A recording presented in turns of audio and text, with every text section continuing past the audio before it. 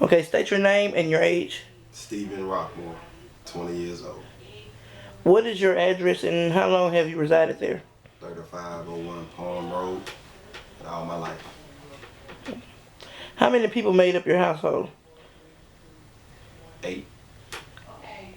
And of those household members, what are some of the health problems they suffered? I have 4 sisters and 1 brother. My mother and father both suffer from high blood pressure.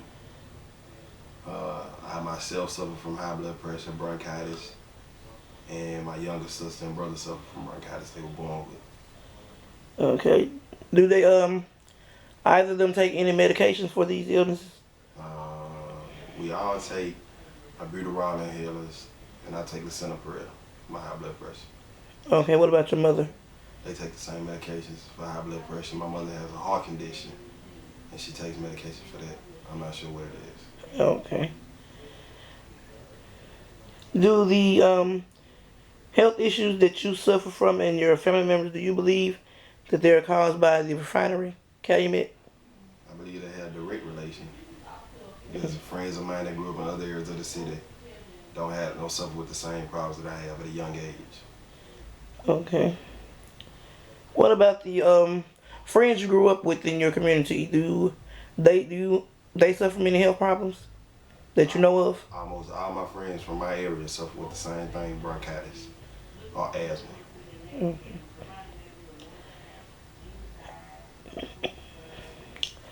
Is there anything that has changed about the refinery or community that you can remember from, let's say, 10 years ago up until now? Has it gotten any better or worse, in your opinion? The pollution has definitely got worse. And the smell is horrible. It makes the neighborhood is just going down. Okay.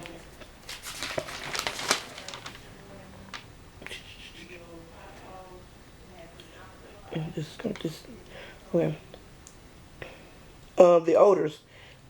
Do they How often do you smell these odors that you say have polluted the neighborhood? From when you step outside until you go back in. So do you smell it on a daily basis or is it maybe once or twice a week? Daily. And what kind of odor is it? Would you say? A smell I never smelled before. Unlike any other I ever smelled.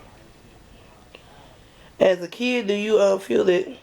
Well, knowing what you know now, do you feel that it was a safe environment for you to grow up in, as in playing outside? Not at all. And what makes you feel that way? Because of the simple fact you can see the black clouds in the air. They pollute the air with all the waste from there that they had. So, do you feel like you are living a normal quality of life in this community? No man. And what makes your quality of life different from, would you say, a middle class, predominantly white neighborhood that the refinery is not sitting? Because they want to put this in a white neighborhood, a middle class, or however you want to put it. Because they take care of their own. They put it in our community because they really don't care. We just second class, we get whatever's left over. That's just how they feel about us. The odors that you smell in there, do they have any effect on you? Such as maybe your burning eyes, nose, headaches, or anything of that nature? My breathing, my migraines, and my taste buds. When you say it affects your taste buds, it affects the way you. The perception of taste. The things that I eat, I can't always get what I'm eating doesn't always taste like what it is. The smell itself is just horrible. Okay. Would you say it's overpowering? Yes, ma'am. If you could speak with a Calumet official, what would you tell them or ask them? I'm not sure what I would tell them, but I would ask them, is there any way that they could reduce the type of, I'm not sure even how to say it, that they could reduce the toxins in there, anything like that, anything they could do to suppress that and keep from getting out into the neighborhood. But people bringing home their newborn babies from the hospital because it's a community that they have to live in. Okay, do you feel that they are sensitive to the plight of the community members? Not at all. And why do you feel that way? Because our opinions get shoved to the side. We speak out against it and ask them. They can easily move this plant. They make more than enough money to move it any way they want it. But they choose to keep it there just because they can. We don't have enough of our kind fighting against it. Everybody just go on their way and keep living with the problems that we're gonna continue to have until there's something done about it. So, do you feel like the people in the community are just complacent with it? They feel that that's the way it's going to be, and so they have to. You think think they have to live with it? When nobody listens to you, what choice do you have? Mm. You have no choice. You just have to settle for what you got.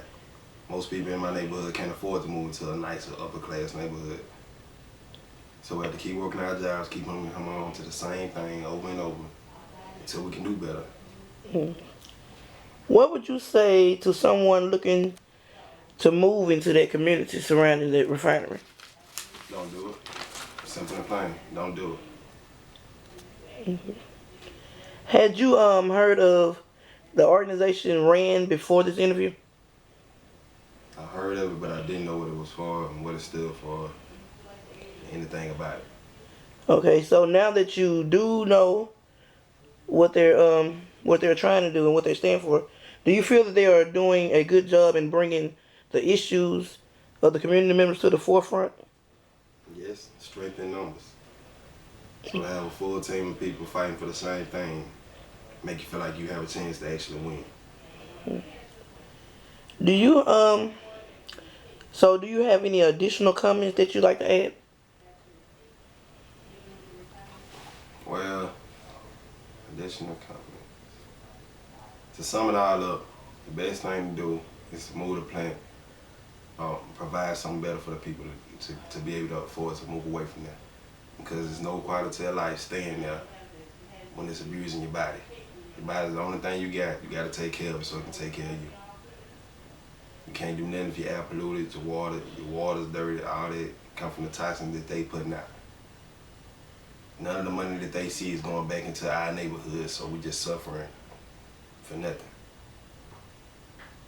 All right, thank you.